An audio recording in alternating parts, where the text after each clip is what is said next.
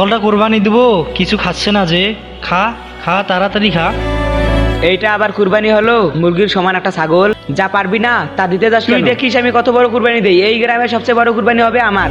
ভাই তোমরা তো বড়লোক মানুষ, বড় বড় গরু ছাগল তো কোরবানি দিবাই, তোমাদের সাথে কি আমরা পারি? হ্যাঁ পারবি না, তাই ছোট ছোট কুরবানি দিয়ে বড় লোকদের মান সম্মান কমাস কেন? ভাই তোমরা তো ধনী মানুষ, 1 লাখ 2 লাখ টাকার গরু ছাগল তোমরা তো কোরবানি দিবা, আমরা কি সেটা পারি? আমরা গরিব মানুষ, ছোট একটা ছাগল সারা বছর পুষে পুষে আল্লাহর নামে কোরবানি দেই, আল্লাহ যেভাবে কবুল করলে করবে। তোদের এই ছোটখাটো কুরবানি কবুল হবে নাকি? আমার কুরবানি কবুল হবে, দেখিস। আমি যখন কুরবানি দিব মাঠে গিয়ে দেখিস, সবচেয়ে বড় কুরবানি হবে আমার। থাক, আমার এখন সময় নাই, আমি চলে যাই।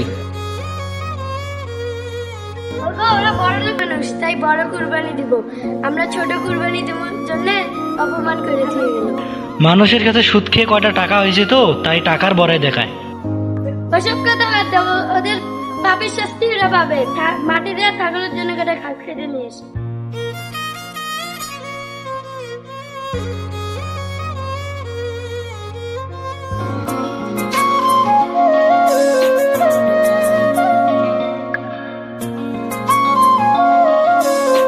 মাঠে তো কোথাও ঘাস খুঁজে পাচ্ছি না, ছাগলটা কি খাবে? ওই তো সুজাব ভাইয়ের নাড়াগুলা, যাই ওগুলা কেটে নিয়ে যাই।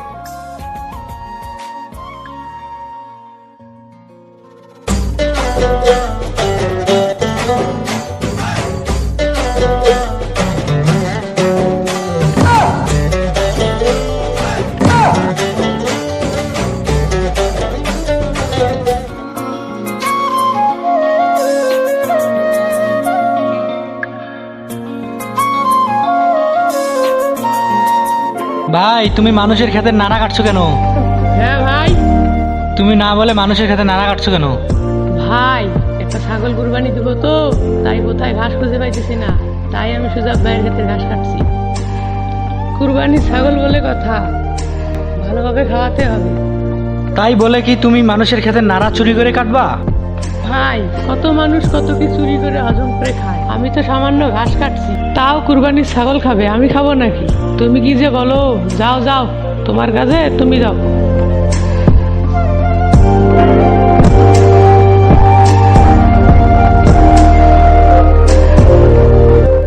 ভাই একটা ছাগল কুরবানি দিব তো, তা ছাগলের যে দাম, তাও একটা ছাগল কিনে নিয়ে আসছি। তা কত টাকা দিয়ে কিনে আনলা ভাই? 25,000 টাকা দিয়ে নিয়ে আসছি। ওই তোরা থাম থাম, 25,000 টাকা দিয়ে ছাগল কিনছিস তাই সবার মাঝে এসে গল্প করছিস?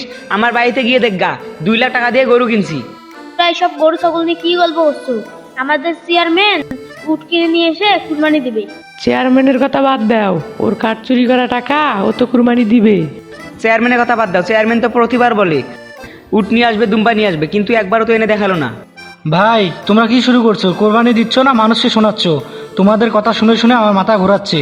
কোরবানি তো না, যেন প্রতিযোগিতা শুরু করছো তোমরা। এ তুই থাম, ছোট ছাগল কুরবানি দিবি বলে আমার কথা শুনে খারাপ লাগছে। আর লাগবেই তো, বড় বড় গরু ছাগল কুরবানিতে পারবি না বলবি তো। ভাই এত কথা বলো না তো, চলো এখন বাসায় যাই। চল চল চলে যাই এখান থেকে। কোরবানি তো না, মানুষকে শোনাচ্ছে, চল আমরাও যাই।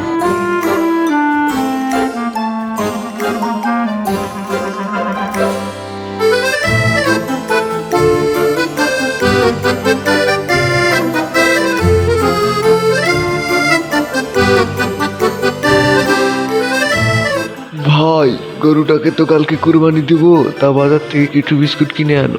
আমিও তাই ভাবতেছি, আচ্ছা আনতেছি।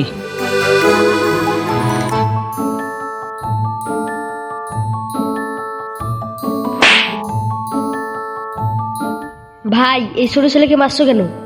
আগামীকাল গরু কুরবানি দিব, তাই বিস্কুট নিয়ে আসছি, আর এই বিস্কুট নাকি ও খাবে। সেই জন্য কি এইভাবে কেউ মারে নাকি? এত দরদ হলে তুমি কিনে দাও, আমি এখন যাই। কালকে তো ছাগলটারে কুরবানি দিতে হবে, ছাগলটারে গোসল করে দাও। সেটাই করি।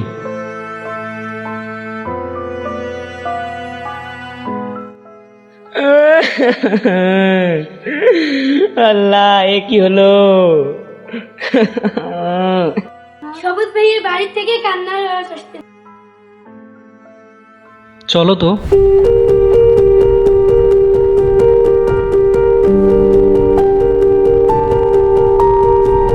ও ভাই শোনো তো, সবুজ ভাইয়ের বাসা থেকে কান্নার আওয়াজ আসতেছে কেন? কি হয়েছে?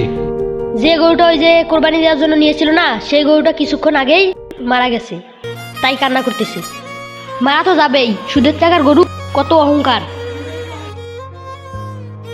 আমাদের সমাজে হামেশাই এটা হয়ে থাকে। আমরা ভাবি বেশি টাকা দিয়ে বড় কুরবানি দিলেই কবুল হবে, কিন্তু সেটা না। কুরবানি কবুল করার মালিক একমাত্র আল্লাহ। আমাদের সামর্থ্য অনুযায়ী কুরবানি দেয়াই উত্তম।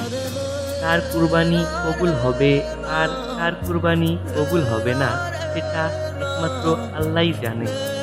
তাই আমরা যারা বড় কুরবানি দিব তাদের একটা কথাই খেয়াল রাখা উচিত, ছোট কুরবানি যারা দেয় তাদের অপমান করা ঠিক না। আর ভিডিওটি ভালো লাগলে একটি লাইক ও চ্যানেলটি সাবস্ক্রাইব করে আমাদের পাশে থাকুন। ধন্যবাদ।